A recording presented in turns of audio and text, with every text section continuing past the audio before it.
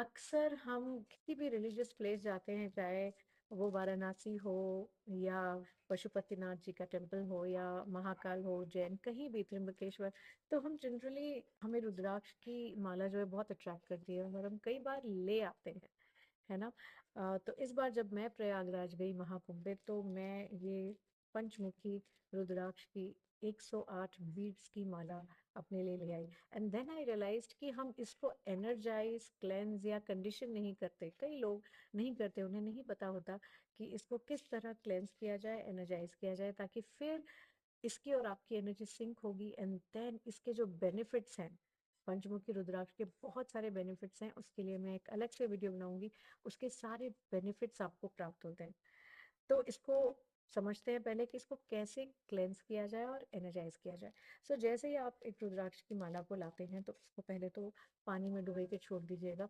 आप 12 घंटे 15 घंटे इसको डुबा के छोड़ दीजिए, और फिर अगले दिन उसको आप निकाल के उसको एक सॉफ्ट कॉटन क्लॉथ से इसको वाइप करके देखिए कहीं इसके ऊपर कहीं धूल तो नहीं लगी। अगर धूल लगी है तो फिर उसको पानी में डुबा के छोड़ दें, और फिर अगले दिन निकाल के चेक इट अगेन।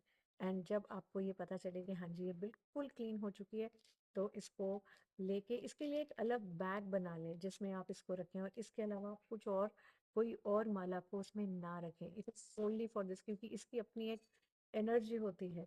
हर हर एक वस्तु की, हर एक चीज की अपनी एक इंडिपेंडेंट एनर्जी होती है, तो उसको हमको उसी में बरकरार रखना होता है। और उसके साथ आप जाएं किसी शिवालय में या किसी मंदिर में जहाँ शिवलिंग है, और वहाँ पे इसको निकाल के उस पोटली से शिवलिंग के आगे रखें, और धूप जलाएं, दीप जलाएं, सफेद रंग का पुष्प इसको अर्पण करें, वहाँ जो चंदन है उसका इस पे लेप लगाएं, 108 बार ओम नमः शिवाय का जाप करें। और जो शिवलिंग है, शिव जी हैं, उनसे आप रिक्वेस्ट करें कि इसको ब्लेस करें, so that it helps you, है ना। वहाँ अगर पंडित जी हों आसपास, तो उनको भी कहिए कि वो भी मंत्रोच्चारण से इसको ब्लेस करें, इस पंचमुखी रुद्राक्ष को, और एनर्जाइज करें।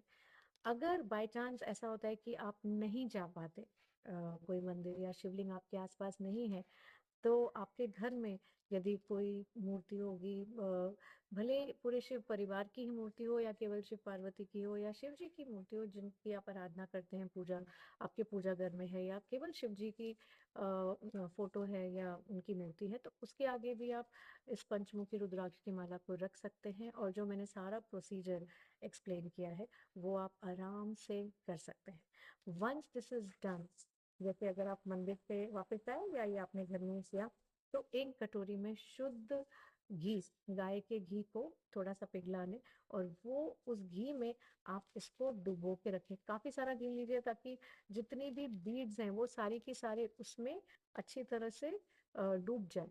और इसको आप कम से कम एक दिन आप पूरी तरह उसको उसमें रहने दें। और अगले दिन after 24 hours take a bowl of water, और उसको पास में रखें उस पानी के बर्तन को, और घी में से निकाल के इस पूरी माला को आप पानी के बोल में रखें, और इसको भी उसी में आप 24 घंटे रहने दें। उसके बाद इस माला को निकाल के कॉटन के कपड़े से इसको नाइसली वाइप करके अच्छी तरह से ओम नमः शिवाय का जाप करें या महामृत्युंजय मंत्र का जाप करें। And this will be the ultimate sinking of the beads of the panchmukhi rudraksha beads. चाहे माला हो या ये आप एक अकलौते बीड के लिए भी कर सकते हैं, ऐसा नहीं है कि केवल ये माला के लिए करना है। अगर आपके पास एक रुद्राक्ष भी है, उसको भी आपको क्लेंस, एनर्जाइज और कंडीशन करना है, तो इसी तरह से करना है। इस तरह से करने से ये आपकी एनर्जी से सिंक हो जाएगी। So then you can start wearing it. माला हो तो गले में, नहीं तो हाथ में बहुत लोग ब्रेसलेट पहनते हैं, या केवल एक बीट को भी बहुत सारे लोग एक छोटे से नेकलेस में डाल लेते हैं। तो जिस भी तरह से आप इसको अपने साथ रखना चाहें, you will see how beautifully it start working for you. And इसके जो बेनिफिट्स हैं, एज आई सेड, मैं उसकी एक अलग वीडियो बनाऊंगी। बट वी ऑल नो कि it helps in lowering the blood pressure, it helps us to keep calm and in a very nice happy zone। तो इसके सारे बेनिफिट्स का आप लाभ उठाएं।